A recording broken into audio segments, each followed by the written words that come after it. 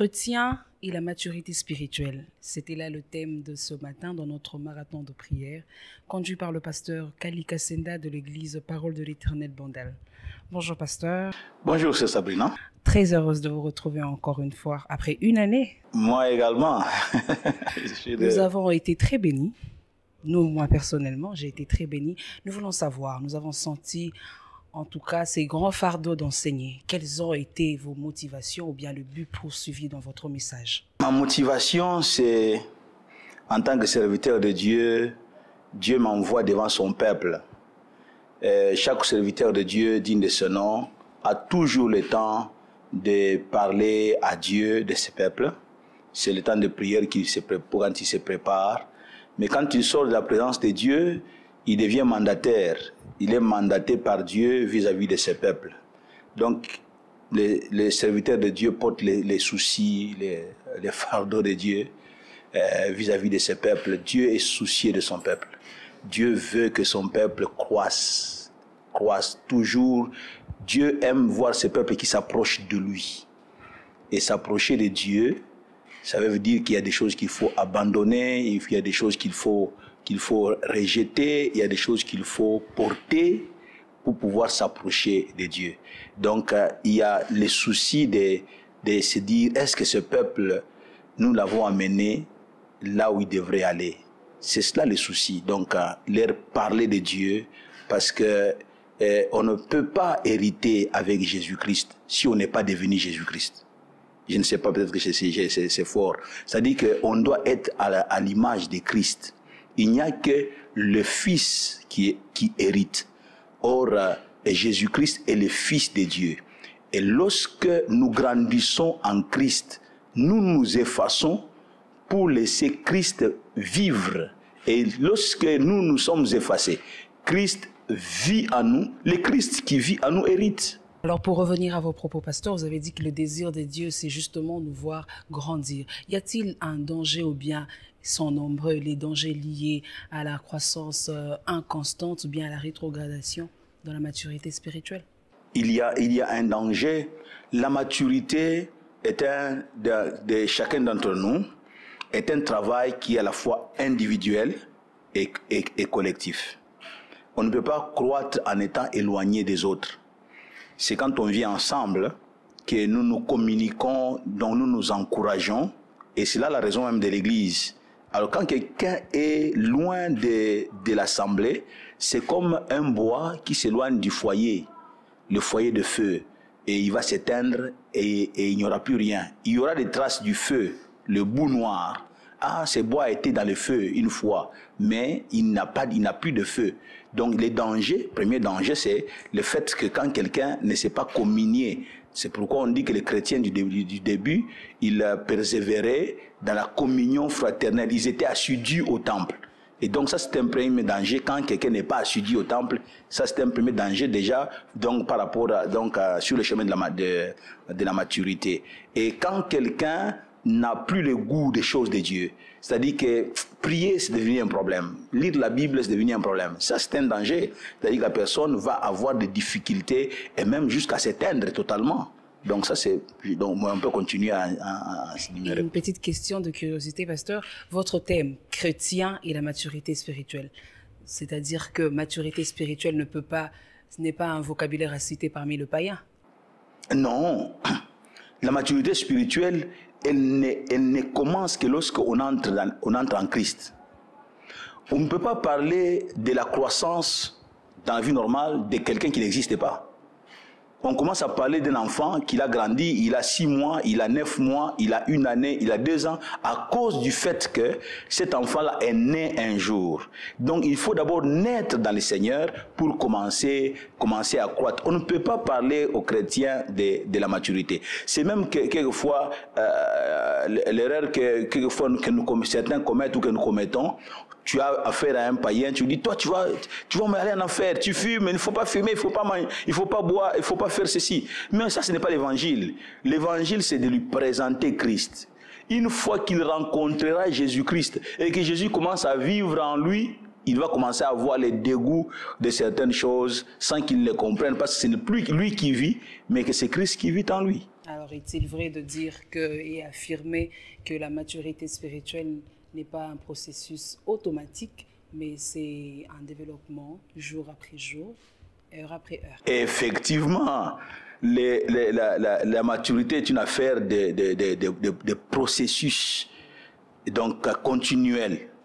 Parce que même quand on dit que cet enfant a 12 ans, l'enfant n'est pas né en ayant 12 ans.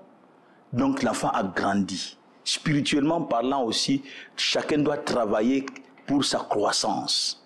Croître au fur et à mesure. Et pour croître, qu'est-ce qui se passe avec un enfant en temps normal? On lui donne du lait, ainsi de suite. Plus il avance, on commence à mettre un peu certaines choses dans le lait pour alourdir ces laits-là qu'on donne à l'enfant.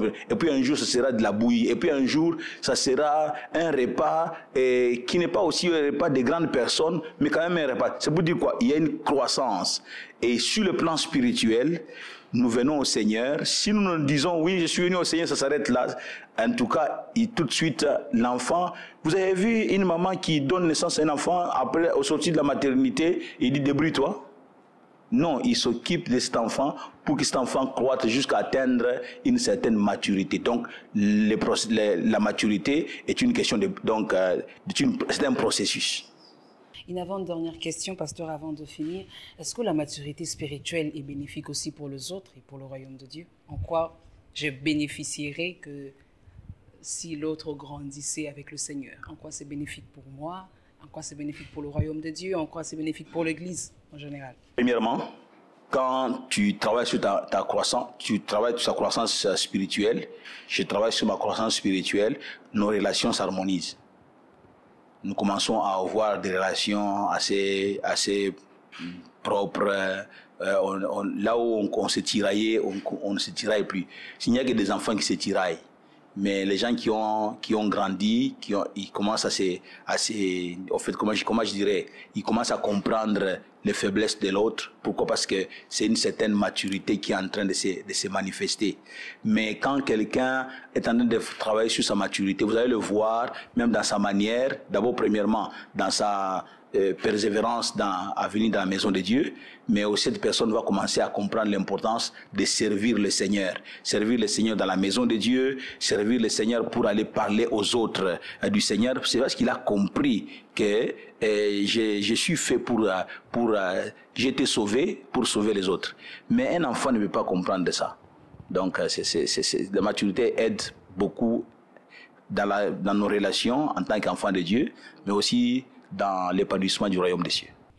Pour finir, pasteur, pouvez-vous encourager, en tant que pasteur, encourager ou consoler, si on peut le dire ainsi, un homme ou une femme qui justement essaye de mettre de fondements sûrs dans sa croissance pour ressembler à Christ et qui passe par des épreuves difficiles?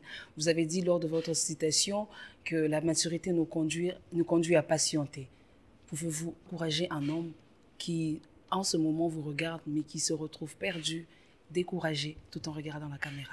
Vous savez, la Bible dit qu'il est bon d'attendre en silence le secours qui vient de l'Éternel. Là, je m'adresse vraiment à quelqu'un. Quand tu restes attaché au Seigneur malgré tes problèmes, quand tu restes attaché au Seigneur malgré tes difficultés, c'est une preuve de maturité.